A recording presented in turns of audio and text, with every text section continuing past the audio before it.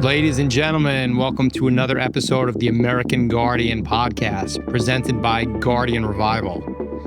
Guardian Revival is a nonprofit that helps military, veterans, first responders with mental health and wellness. And we are a program that is dedicated to helping those that serve us to live healthier lives. And today we have a very special program for you. It is the first time in the American Guardian podcast that we're having a guest, and our guest today is Jason Lacayo. Jason, I'm not going to introduce you. I'd rather you speak for yourself so Monty and I can get a good understanding of who you are and where you come from. So if you wouldn't mind, introduce yourself to the Guardian Revival community and to the audience of the American Guardian podcast. All right. So I am Jason Lacayo, born the son of two Honduran immigrants. So if people aren't familiar, Honduras is in Central America. My parents came here in their early teens. My brother and I are first generation born here. Grew up in the Bronx, and then I moved to Yonkers when I was about 13 years old. Yeah, 12, 13. And then pretty much just went to junior high school and high school in Yonkers. And then,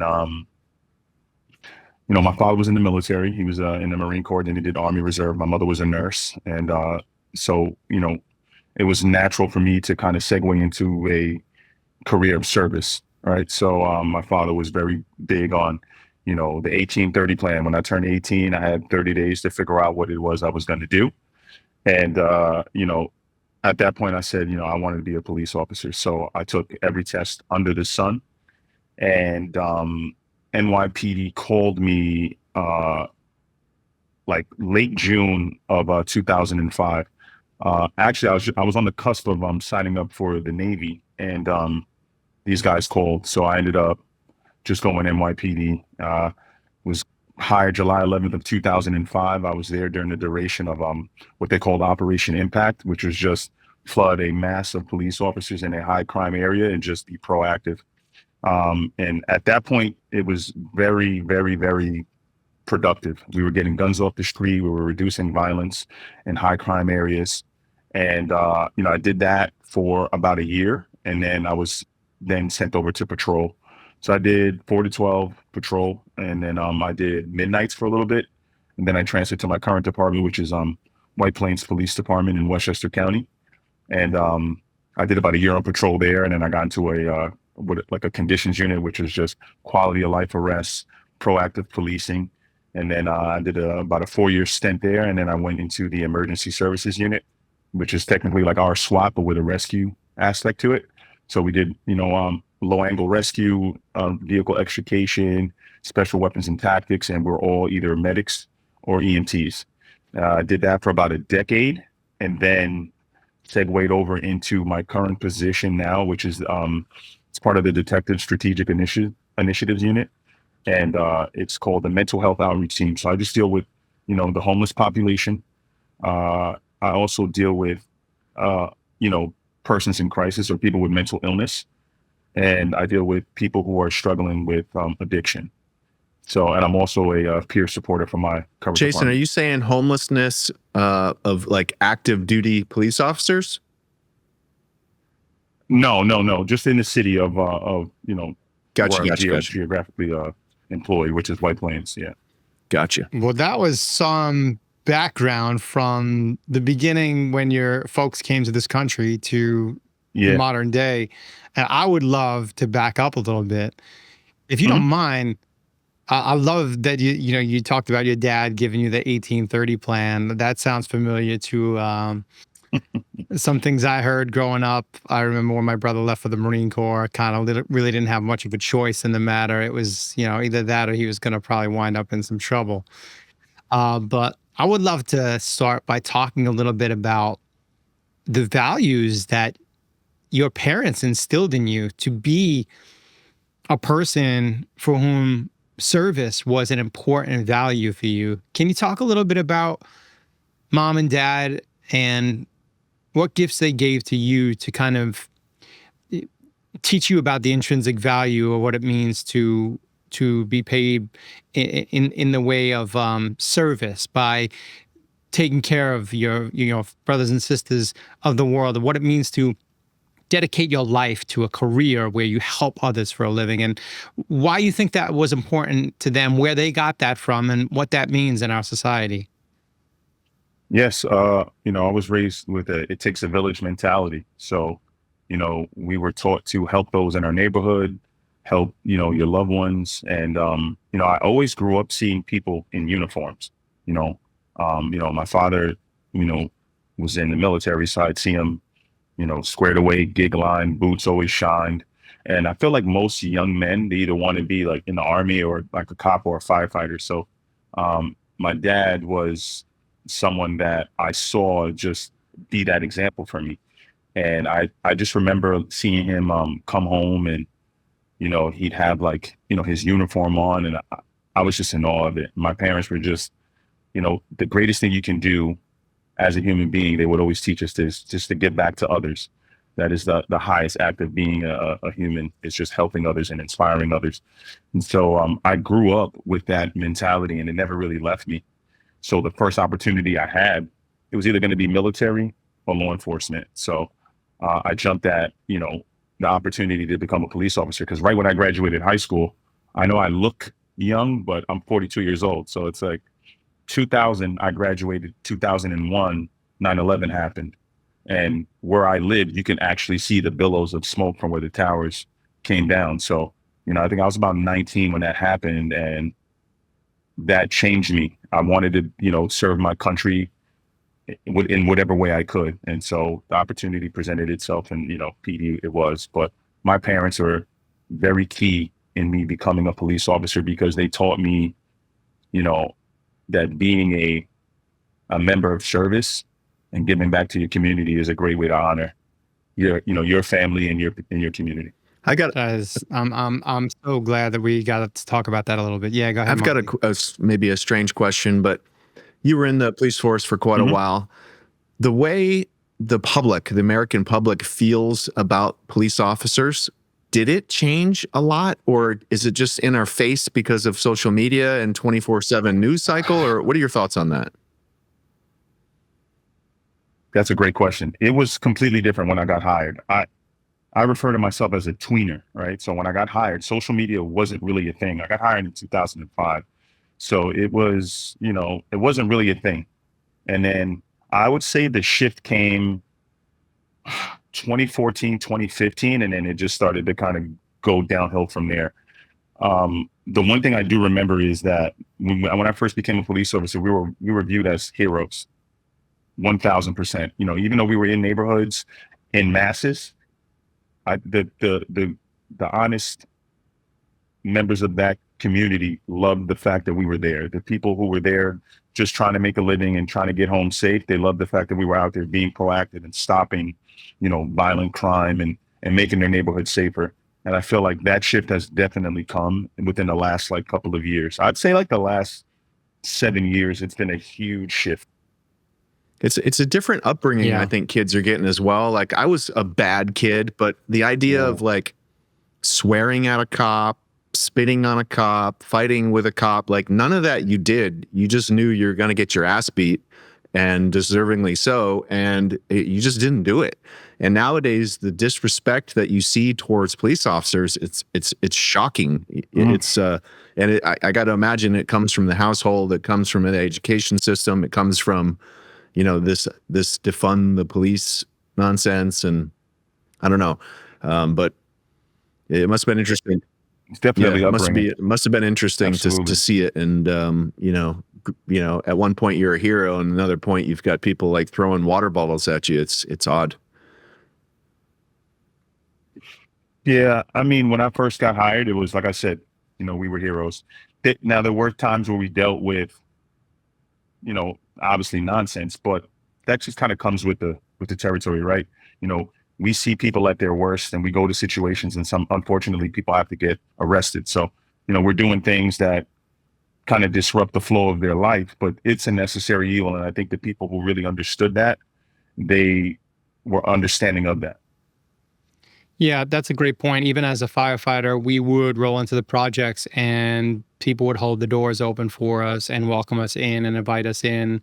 And they would say to us specifically, like, we know you're not here to take away somebody that we love, which most of the time when the cops show up, they were there to take away somebody that they loved. And when the firefighters showed up, we showed up to help them. And so the difference between those two realms of service, I'd love to talk a little bit about that. What it means, the relationship or the dynamic between the people that are served by the police and the way the police act towards them. And I guess it would be this idea of, well, are the police there to keep the people in line and to threaten to throw them in a cage if they don't behave, or are the police there to protect and serve, like it says on the side of the car? And what's the difference between protecting and serving? And what's the difference between locking people up for BS, which we know in a lot of cases, we have the broken windows concept, where allowing these small quality of life issues to run rampant can affect the quality of life on a much larger level. Like, where do you draw the line between community policing, in which you hold people to account for the smallest infractions, and where does police have to kind of step back and say, hey, we're not here to tell people how to live, but we're here to create healthy community relations between the police department and the people that we serve? And can you talk a little bit about some personal experiences maybe you have with maybe bridging the gap between those that perceive the cops as aggressors and people that will throw them in a cage, versus cops being people that show up in their community to support and guide and connect with the community in a way that's helpful and nourishing, and to do the things that we want, to have a healthy relationship with police? Can you talk a little bit about maybe that evolution from where it was to where it is now, and maybe where it could go? That's a great question. Yeah, I mean, I always say that you have to lead with compassion, especially in policing, right? So I was fortunate enough the first place that I was patrolling was a place that I was familiar with. I had an aunt that lived in that particular neighborhood. It's a very violent place. So I worked in the confines of the 4-6 precinct. It was the most violent square mile in the city at the time. And when I was younger, it was far worse. So I had a gauge on what the community was like, right? So I'm familiar with the faces and what neighborhoods were operating on specific frequencies, right? So I remember one specific call where there was a group of guys that would always hang out on this particular corner, and I had a boss that was like, listen, you got to tell these guys, they got to go. And just for me walking that foot post, because I'm from the era of, you walked your first 6 months, you didn't see a car. And so I would walk and I would engage with these guys. And, I remember walking over and having a quick conversation, like, listen, guys, my boss is over there. I need you guys to do me a favor, just clear it off the block.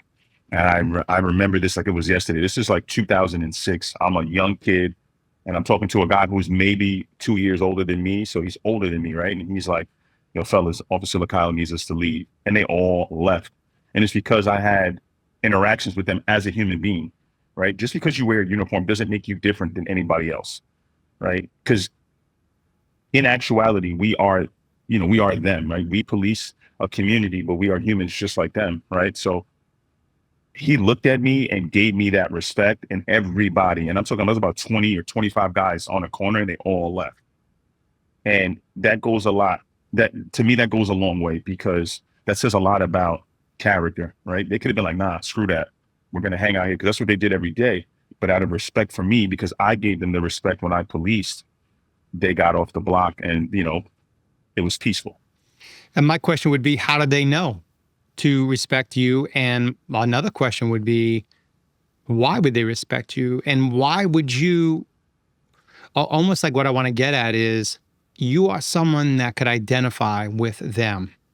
They were someone that could identify with you, as opposed to Mhm. maybe a cop that comes from East Cupcake, Long Island, and takes the city test and comes in and now wants to show up in the streets of Brownsville and tell a brother how he should act in his own neighborhood.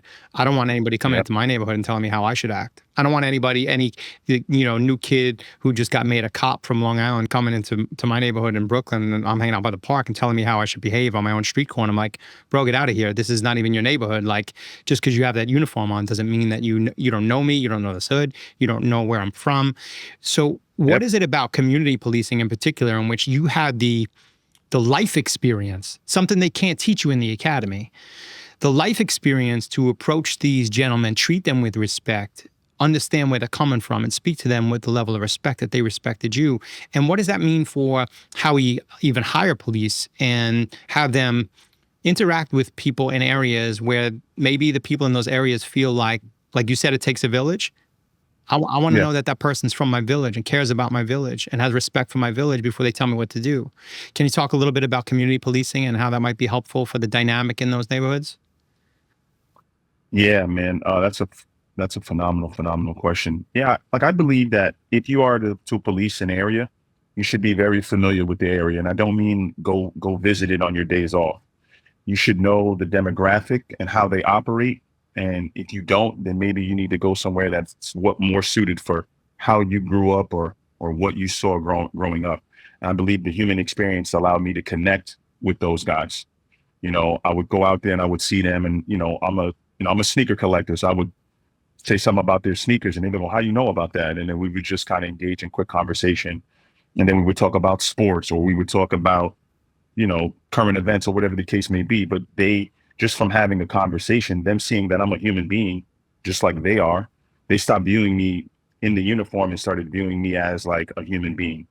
And so that does go a long way when you have, a commonality with the community that you police, because there's a saying, right? Real recognize real. And, you'd walk through the neighborhood and they would realize like, oh, this kid knows our experience and understands what we're going through, why we hang out. Because some kids, like if you grew up in Long Island, you don't understand why somebody will hang out in front of a corner store or why somebody's hanging out in front of their building. Maybe you grew up with central air. These guys grew up in an apartment with just one air conditioner, and maybe that was in the living room. And obviously the parents are going to have access to that. They just had a fan in the window. So do you think that they want to sit in a hot ass house? No, they're going to be outside, and culturally, certain cultures are loud, like they'll play music and they'll, when they talk with their hands and they talk loud, and that might make you nervous, but that's something I was accustomed to seeing. So having conversations with them, they're like, oh yeah, Lakayo, he's one of us. So when I would ask of things, they would, be respectful and comply. So going back to what you were saying, I do believe that if you hire people who have experience or are from the neighborhoods that they police, that makes that policing that much more easier, because there's something in you that resonates with them, and then they're like, all right, cool. Now, does it always work? No, because you see it. I know you see it on social media. You'll see, cops in specific areas, and they look exactly like the community that they're policing. And you'll hear this, and I know you've heard this. They'll say, "You're not black, you're blue." They automatically assume that uniform is what you align with. And unfortunately, like we get called to like break up parties or break up loud groups. So it's not that we want to do this. It's like your neighbor called, because we didn't just wake up and say, hey, we want to come and mess up your day. Your neighbor called, Miss Jones from the third floor doesn't want to hear that racket in front of her window. So she calls us and we tell you to move along. And so the people who understand that aspect of it understand that, we are a necessary evil. So No, I appreciate that. I hope I answered your question. You absolutely did. I think there's a whole Okay. spectrum there, and I think like this is not a solution to a problem that's going to happen overnight. This is going to be something where maybe a young boy is going to walk through and watch you speak to the people that live nearby him and see how those people speak to you. And instead of him seeing you as blue, he will see you as someone that looks more like him. And instead of him seeing a police officer as an other or as someone that he should be either afraid of or see as the enemy, he might now see this is a person that speaks to the people that live in my neighborhood with respect, and the people that live in my neighborhood treat him with respect. And what is he doing and why is he doing it? And what could that mean for me? And so instead of him seeing you as a police officer as the other, he may now see you as someone he could aspire to be like. And in that, again, it's not going to happen overnight, but over time, just that influence of maybe kind of blending those lines between black and blue, or white and black, and white, black and blue, and kind of seeing like, okay, it does take a village, and we can show each other some respect as human beings or as members of the community. And I think that's if nothing else, to be the living embodiment of what it means to bring a healthier version of policing, not through any of your training, but through the intuition you have as a human being and what it means to treat other people with love and respect. I think that's a beautiful way to bring part of yourself into policing. And I think we could probably use more of that. Even though it's a paramilitary organization, you got to follow the rules and you got to, listen to the chain of command. To bring your personal experience, I think, can be a really powerful medicine that policing can bring to the community. So thank you for bringing your intuition and your own personal experience into the job you do. I really feel like it can shift the dynamic of policing in a much healthier way. Yeah. Hey, Appreciate Jason, switching gears, what have you seen change over the course of your career in terms of mental health issues when you first started out? How they were handled, mental health issues, how they're looked upon and viewed upon and handled now? What have you seen change on that front? Huge shift. When I first got hired, mental health wasn't even a phrase. You didn't hear that in the precinct. The minute you heard mental health, you automatically assumed somebody got rubber gunned and they were, a house mouse. They got their gun taken away. They were on admin duty. And, as a cop, and I'm sure as guardians, right, you associate with your job. So the minute they tell you that you can no longer operate in that capacity, that does something to somebody because that's who they identify with. And so, when I first got hired, it was like an absolute no-no. Like, listen, man, if you see something and you feel some type of way, rub some dirt on it and get over it, dude. Because if you do say anything, they will rubber gun you. And especially, being like a young cop, like you want to learn the job, you want as much time on the street as possible. And you get so engulfed in what you do on a daily basis that nothing else matters except for what you're doing that day at work. So mental health wasn't a thing, man. Like, and believe me, I saw more in the first 6 months of my career than I think most guys that work in like smaller towns or villages have seen in their entire career. So, you go to triple homicides, bad vehicle accidents, you name it, I saw it. And, no one ever asked me if I was okay. Hey, I saw a dead infant, the third month I was out on the street and no one asked me, hey dude, are you okay? Whereas if you fast forward, me in my 16th year, I had a call where I responded to a dead infant, and, my supervisor was like, hey, is there anything we can do? Are you okay? I know that's something tough that you saw, and, not everybody can process that, but if you need anything, let us know. And I was taken back because as a vet, I never had that, like no one ever, veteran officers, if you have more than 15 years on, no one asked you if you were okay. It was like, all right, kid, they slap you on your back and you got to go to your next call. And so the shift is definitely there. There's a lot of concern, and people are very aware that mental health is a real thing, because obviously you guys know that suicide in policing is at an all-time high, so it could be a combination of things. But, Ed, you mentioned that the average human being, right, sees 6 traumatic events in their entire life. I know a guy who saw 3 DOAs in 1 week. So that man just did that and he did half of that in a week. So let's extrapolate that by 15 years. You imagine what trauma that man is dealing with. But now they have, EAP programs, they have peer support, they have, mental health professionals that are attached to departments, and things have changed. And the gap seems to be, or the disparity seems to be between this idea that, let's say I go to these extraordinary amounts of trauma. It's a vehicle, someone's DOA, it's a suicide, it's child abuse, domestic dispute, whatever it is. It gets ugly out there. And a guy still feels like, well, this is my job. I'm kind of paid to handle this. I'm supposed to handle this. And let's say there's a brother or sister out there listening to this right now. And it doesn't have to be police. It could be a firefighter. It could be a veteran. Maybe even this veteran is just holding on to some of this trauma that they experienced during their service.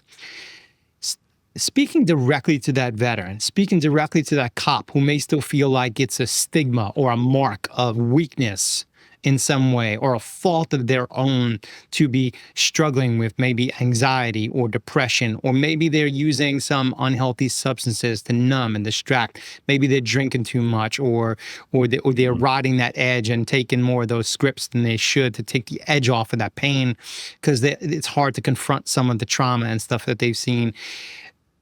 Talk to that cop. Can you tell me what it is you would say to somebody who is still reluctant to well, you and I know, we know that to ask for help is a mark of strength. We know that it takes bravery and courage to say, hey man, I'm struggling. I'm really not sure how to see my way out of this. I could really use some help. We know that takes strength. But a lot of people see that as weakness.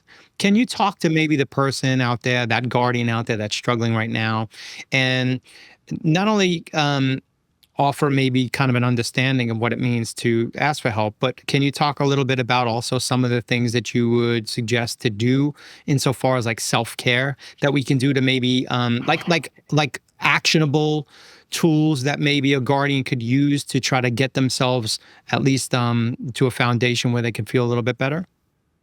Yeah, absolutely. First off, I'd say that it's okay to not be okay. And like you said, I would mention that, asking for help is an act of strength, because for you to have that self-actualization and to realize that you need help and to go to someone and ask is a remarkably difficult thing to do. So if you realizing that you have a problem and asking someone for help is a sign of strength. So I would mention that first and foremost. Secondly, I would mention that try to create good habits, right? So in this line of work, right, there's two things that they tell you to avoid after seeing a traumatic incident, right? And that's caffeine and alcohol. And that's two things that first responders consume copious amounts of, right? So I would tell them, listen, just make sure that you are watching the intake on both of those things, because our gauge for traumatic experience is a lot different. Like, my gauge of traumatic experience may be different from Ed, maybe different from Monty. So I, kind of get a bearing on what you believe would shake your spirit and make you feel a certain type of way. And I would just tell them, create some kind of routine and be rooted in that outside of your area of employment. So like when I wake up, I'll just give people an example, and it may not work for you. It may not work for Monty, but it works for me. And I would just give them these three things that I do, right? A, movement, move my body. At bare minimum, I move my body 45 minutes a day, right? And I think that's doable, right? Obviously we all have different fitness baselines, but, start with 10 minutes, get outside, get some air, get some sunlight. That is key in our, well-being and being human. We need to have sunlight, right? So get outside, move your body, right? Two, I like to journal. That's my thing. I have like a little life journal, and it doesn't necessarily, I'm not writing secrets or anything like that. Just kind of how I feel, what's going on in my day-to-day operations, right? So I wake up and I have a Bible app, right? So I go through my Bible study. I do that. I write down a quote, and that ranges from Marcus Aurelius to William Shakespeare. If it's something that moves me, I'll write it down. And then third, I meditate, right? So if you aren't big on meditation, I would say get into that, get some breath work in your life. That has been a game changer for me. And those are the three things that I do that kind of set me up for success every single day. I notice a difference if I don't do these things. And, that helps me. So I would give that person that suggestion and be like, let's, try something in this area. And if it helps you, then I would continue to do it. And I promise you, your life will get a lot better. But, like me personally, I don't drink anymore. Some guys, that's what they do, like they'll get off of work, they'll have a beer. That's cool. That's for you. But I would definitely tell guys, instead of having that beer, maybe go out for a walk, maybe go get a workout in the gym. Just try to do something different. But, be a good creature of habit. That's it, If you want to learn more about how to stay connected to a community and how to improve your physical, emotional, spiritual, psychological well-being, you can find out more by visiting guardianrevival.org, or you can email us at agpodcast@guardianrevival.org. And remember, you are never alone. I love that, man. You know what? What I love most about what you said was, instead of you telling people, you should do this, man, you should do this, you should do this, which I hate that. I can't stand when people tell me what I should do, or what would, like, I don't want to be told what to do. You offering, hey, man, this is what I do. I move my body. I journal, I meditate, I go to Bible study. Maybe it's different for you. Maybe it's different for you. I use meditation, I use breath work, and I find it really helpful. And so instead of telling someone what they should do and them feeling like they're a victim or they're broken, or you're pathologizing them as if there's something wrong with them, instead you're just simply saying, yo, I'm none of those things. I'm the same way as you. I suffer just like you. And when I suffer, here's what I do. I'm not telling you need to do what I do, but I'm suggesting that maybe you could find something that works for you. And yeah, I don't like to bark orders at people. Yeah. I mean, that's just how I am, That's where the peer game comes in so huge, where it's more about, it's less about, I know what's going on and I'm going to tell you what to do because you're the problem. It's like, no, we all suffer. Let me share with you what I do, and maybe that will be helpful for you. And essentially, that's what Guardian Revival is. And for those of you that are listening that have never listened to our podcast before, the American Guardian podcast is a podcast created and presented by Guardian Revival. And Guardian Revival is a nonprofit organization that aims to improve the mental health and wellness of military, veterans, and first responder community, because those are the men and women that show up to help us in our time of need. And we notice that it's our responsibility to return the favor and show up for them in their time of need.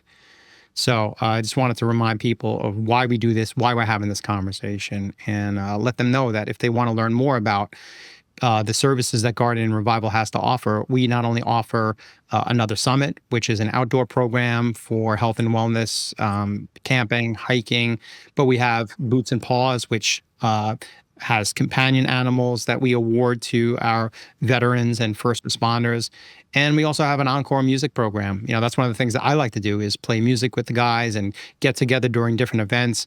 Sometimes I feel like just being less alone with it and knowing that I'm not like going through this by myself is sometimes the medicine that I need to just remind myself that I'm not alone with, and that we all struggle and suffer. And I think really the peer program, especially peer services division, we really aim to again, not have it be someone where like, oh, this person's the problem, but that we all suffer, we all struggle, and to remind each other that we're not alone with it is a really important part of what it means to heal from our service. So that's great. Yeah, I would also like to know a little bit. We talked before about the how policing has been changing. Monty mentioned about defunding the police. Can you talk about how maybe the dynamics of policing can shift a little bit, or how it can be less about locking up bad guys and more about protecting and serving? And maybe how that shift could look in the future, as or maybe even if just from a personal level or anecdotally, you want to share some things that you would think be beneficial for policing moving forward, or how it could look moving forward, ideas that maybe we haven't explored. Yeah, I mean, everything's data driven, right? So if you look at the recidivism and arrests, it's, especially now with this bail reform and so on and so forth, like it's kind of made our job a lot harder. I will say, New York, we have bail reform. So someone commit an atrocity and to be out on the road within an hour. And so to me, it's just accountability is everything, right? I think society has to get back to a place where you got to hold yourself accountable for these actions, right? And as police officers, we have this thing called discretion, and we can exercise that when need be. So maybe looking at somebody's situation of a petty crime versus somebody who's committed, a felonious act, there's differences, right? So being able to gauge what we pay more attention to, right? Like maybe, there's a woman who stole, some baby formula who probably is in the worst situation that she can be in. She has a newborn child, she's trying to feed her child, and, has come to a point where she has to now steal formula, right? Versus someone who's coming in and just taking, clothes, or, you have a full team of people coming in there and just pillaging through a store, right? So just being able to, exercise discretion and realizing that in some instances, and it's happened to me in policing, where like someone was caught stealing something. I realized that they needed it. I paid for it.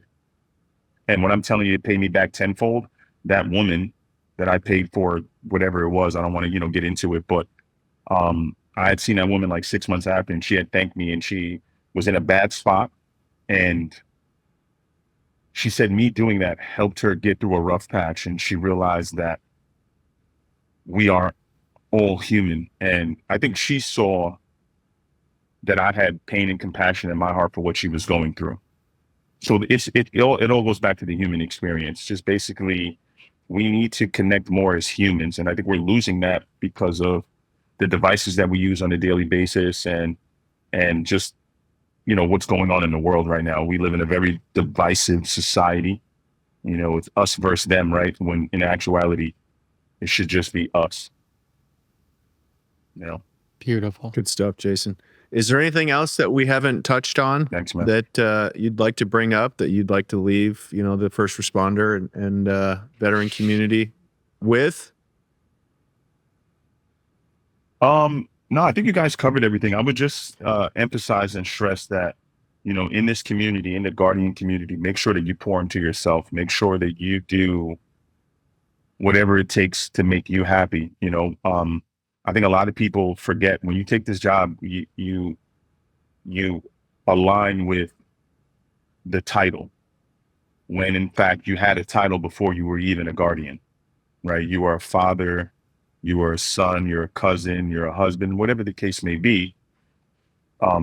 Remember that if you aren't there for yourself, how could you possibly be there for others?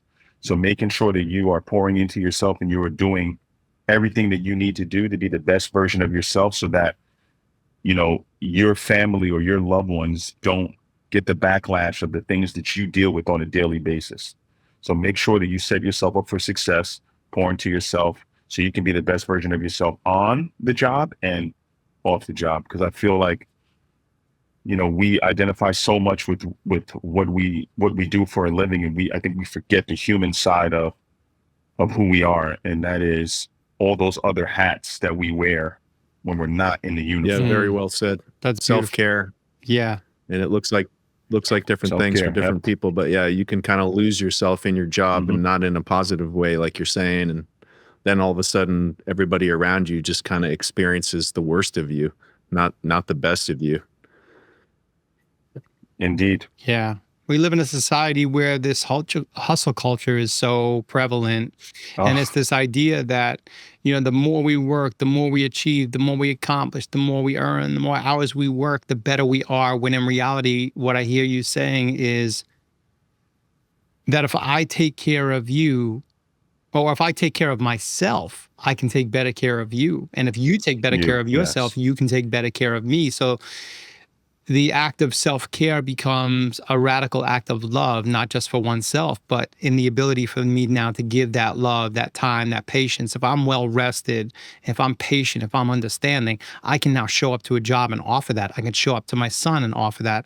I can show up in all different facets of my life, bringing the gifts of self-care. And so self-care is not necessarily selfish. It's actually the most selfless thing we can do, is to show up as the best version of ourselves. Yeah. Absolutely. You hit the nail right on the head with that. If Absolutely. there's an officer, I know that there's a whole spectrum. You talked a little bit before about, like, the old school mentality of the dude that says, rub some dirt on it, and the new school mentality of, like, wrap everybody in bubble wrap and talk about your feelings, and then, like, everybody else is somewhere in between. And you tend to be somewhere in the more progressive, evolved spectrum, in which you come from the old school, but you also had parents that were loving and compassionate enough to teach you about the older ways of what it meant to live as a tribe and a village, and what it meant to be part of a community and take care of each other.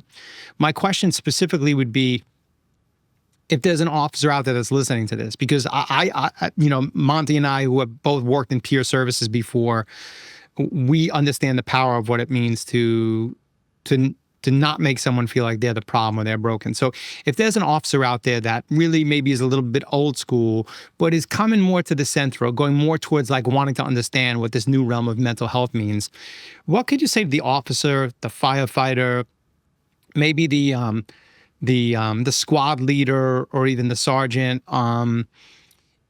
that if they see a brother or sister struggling, and they want to try to initiate a conversation, how can they be a peer? How can they start to be an ally if they notice someone's going through a tough time? What is it that they can do to maybe acknowledge that someone else is going through a tough time? And what advice would you give to someone that's really not sure how to approach someone else that it seems like they're struggling? A lot of people just want to be heard. So all you have to do is listen. It pains me to go to work and see guys go through stuff, and, like, people just walk by them. When you show up when you show up to a building for however many years, I think you kind of get the mannerisms of your coworkers. Pay attention to detail. Body language is key. When you ask somebody, how are you doing? How are you feeling? Really ask them, because somebody will just be like, I'm fine. But that something's clearly wrong, right? Pay attention to detail. Pay attention to their body language. If they're, starting to be a little bit more detached, they're not acting quite like themselves, and just listen, because that happened to me the other day. I had a conversation with somebody, and I had a genuine conversation, and they just opened up, man. And, you have to listen with no judgment, because we have all went through some form of something, right? So you need to listen with no judgment. And the best thing you can do is just be there and be that ear to listen, and then say, hey, listen, man, if it helps, I can line you up with somebody. We can call such and such, and it can be an anonymous thing. And some people don't like the confines of four walls. Maybe go sit and have a cup of coffee and bring that person that's going to help them, and have that cup of coffee with them, right? Or maybe that person just says, hey, dude, is it cool if we just go for a walk or a ruck? Absolutely, bro. Let's just go take that walk. Let's go ruck it out. Just be there for that person, because in the human experience, a lot of people just want to be heard and want to be understood.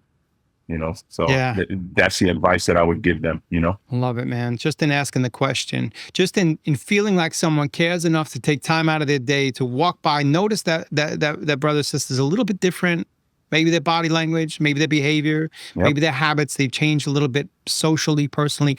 And just to ask, hey, man, you doing all right? Just to, sometimes someone just feeling like someone else cares enough to ask them how they're doing and to listen is sometimes really the powerful. Game changer. Yeah.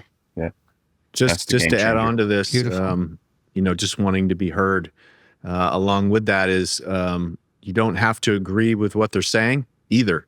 So this person that doesn't really know how to go talk to somebody that's hurting, once they start talking to them, if this person hurting is hurting for a reason that doesn't make sense to this guy, it doesn't matter. You don't have to agree with them. You don't have to agree with their logic.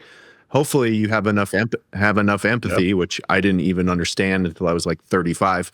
You have enough empathy to put yourself in their shoes and not put yourself in their shoes, because that's like me and my upbringing and my experience in their situation.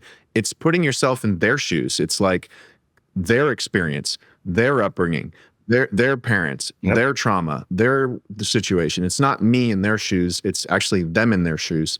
And so anyway, if you can have a little bit of empathy, you don't have to agree with their logic or, view it as whining or anything else. It's just, it's what's important to that person, and it's what that person is going through. So just have the empathy to kind of go there. Absolutely. With them.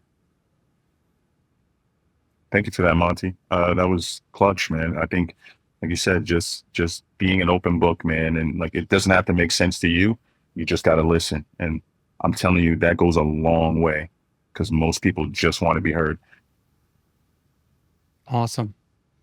Well, Jason, I just want to say thank you, not only for your service as an officer, but as a human being. I think the example that you set for what it means to dedicate yourself to a career of service, but not only just to show up and do it by the book or to the letter of the law, but to recognize that there's something else going on in this world which calls us to like Monty.